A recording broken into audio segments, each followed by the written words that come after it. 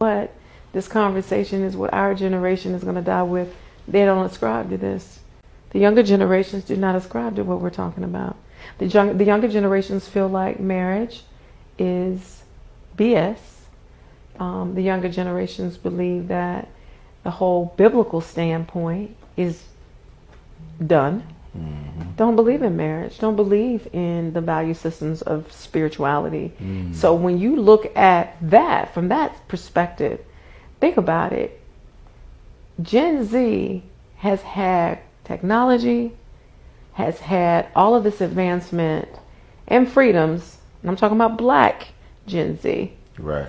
They've had freedoms that we couldn't even imagine. That's right? Right. You know, so when you look at these kids now, their sense of liberation, they were born almost, well, maybe 10 years after they were brought here. We're a global society. We weren't a global society when we were in high school. Nah, we didn't know what was going on in Europe. We're products of our community. Thank you. So they are access. The ceiling is off, right? The ceiling is off. Right. So they're like, I don't need. And then the fact that of the matter is, a lot of Black women make a lot of damn money. So when you have economics, you don't have to submit. There's not a necessity to submit in the same way. Because a lot of them are looking through the lens of submission should be both. It should. Yeah. But that's not the way it has been preached to us over the years. It was that the woman submits. So women are liberated now. I'm not doing that. And why should I submit to a man I make more money than him? Why should I submit when I'm paying the majority of the bills in this house and he's trying to get it together? You see what I'm saying? So they have a different experience. Wow. And always shout out to the content creator. This is so much to unpack. And it seemed like it was starting off with one particular conversation and then it deviated and it split into a whole nother debate. But I'm gonna make sure that I'm very clear on separating the two and, you know, just making sure that I distinguish what's important about this conversation. So let me just say this. Number one, the Gen Z definitely have a totally different mind state when it comes to marriage. And I think that just comes from just looking at the experiences of, you know, their mother and father being raised in certain households and environment.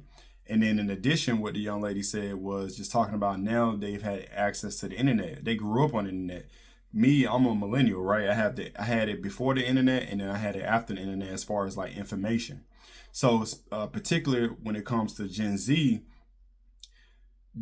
their viewpoint on the world is a world stage, not just their local community or, you know, their local schools and stuff like that, or just even in the United States. Absolutely, they've had access to the entire world to see different things. And also that's kind of conditioned them to have a certain viewpoint as well, subjectively. And what I mean by that is when it comes to marriage, they're like, wait a minute, this what we were told doesn't relate to what else is going on, not only now in my community, but now in the rest of the world. You follow me? So, and to her point, which I think was very correct, they said, hey, and when we was growing up, we was only subjugated to our community, right? Our local church and our local schools and stuff like that, as far as information and what we were being taught when it comes to marriage and how we should conduct ourselves. I totally agree with that 100,000%, right? Now, this is where I feel like the conversation went left. See, a lot of times I feel like women telling themselves, right? And when she went to saying, which again, I'm going to make sure I agree with this 100,000%. And I've said this, right? Women definitely make their own money now, you know? And so for me, I feel like because women make their own money, they've raised their standards on what they believe that they want and what should be attracted to them and what they should attract. That's totally fine.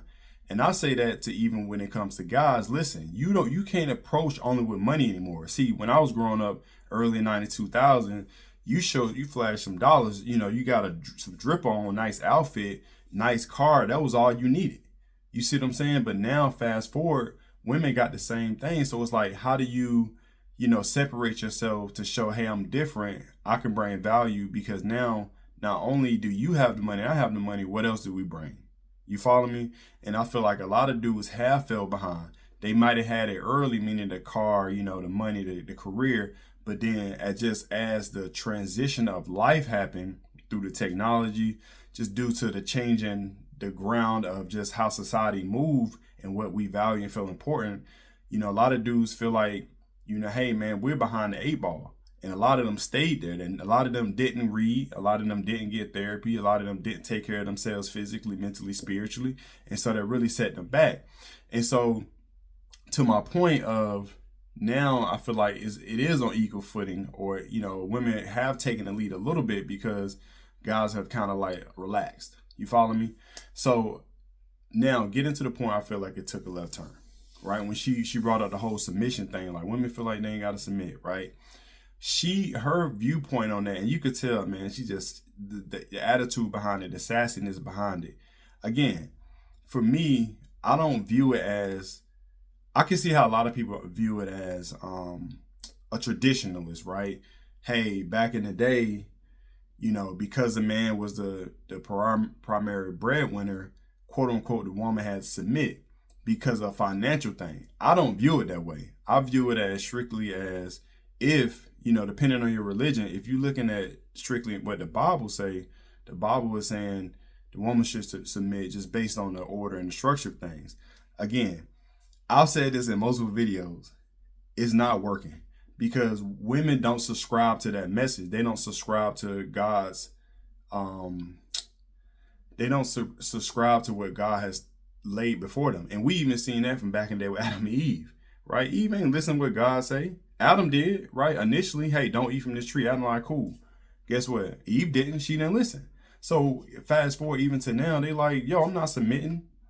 But their excuse, I feel like, is only strictly based on a financial aspect, meaning like, hey, and again, that's even deeper rooted with the whole growing up in certain communities saying, hey, don't rely on a man. You don't need a man. Just get your career, this and that. It's so many threads that's connected to this message outside of the original concept of the video, which is Gen Z, right? The totality of Gen Z looking at marriage a certain way. She split the conversation and ran with it this way. So that's why I'm focused on what she's saying now, in particular when it comes to women. So again, their viewpoint is, I don't need a man when it comes to financial. So if he can't match me at this level or beyond, then we ain't on the same page. We can't lock step. You follow me? I'm not gonna submit. And it's funny because I just made a video on another guy. He really brilliantly articulated what he mean by, hey, us as men who are in these relationships do submit every day to our wives, but it becomes a problem when we ask for that in return. Meaning a few examples that he said was, hey, my wife asked me to, hey, let's watch this particular TV show. I submit. I say, all right, cool. Hey, she asked me, I may be hot. She may, hey, say, turn the heat up. I submit, right? Even though I'm still hot, it's gonna make me hot. Whatever these little nuances. Hey, I don't want sex tonight. All right, cool. Let's try it another day versus I really wanted it tonight. So these little things men do every day. Men compromise every day. Men submit every day to their wives. But it's a lot of ego because of society and just where things are currently in just the state of things in our societies, particularly in the U.S. I can't speak for other countries, but we can see that things are starting to bleed. The Western mind state is starting to bleed around the world, even just from the conversations around the internet, people I've spoke to who traveled a lot. That's just what it is. So let me wrap this up in a bow, right? Absolutely, Gen Z has a different approach and a different mind state when it comes to marriage overall. And that's just through, again, just the experiences, what we've seen, what they grew up, growing up with their parents, maybe a lot of divorce, maybe just seeing what they seen, right? Then on top of that, you place the internet, where it has just totally blew the lid off things and exposed everything, right? And so they're able to have a viewpoint and be subjected to how everything is, not just one way, especially when it comes to religion. And this is why you don't see a lot of men in church, even women not in church a lot. They probably the only one who are in there left, right? Now, and as well, based on what she's saying, when she split the conversation, again, I know she was segueing into it, but it still split the conversation about, you know, women in the submission thing.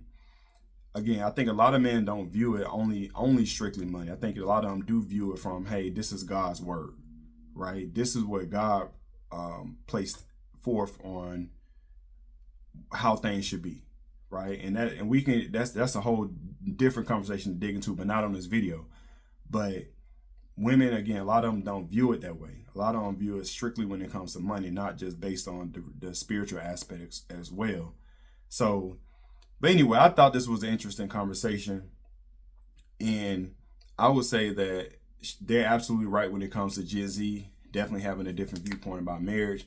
Women having a different viewpoint about marriage, especially because it's they've raised their standards when it comes to them having a lot of access and ability to do so, which is great.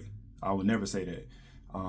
However, it's definitely even put more pressure on men to want to get married at a certain age, and just how society is being ran and everything with it. So, whew, man, just a great message. Shout out to the content creator again.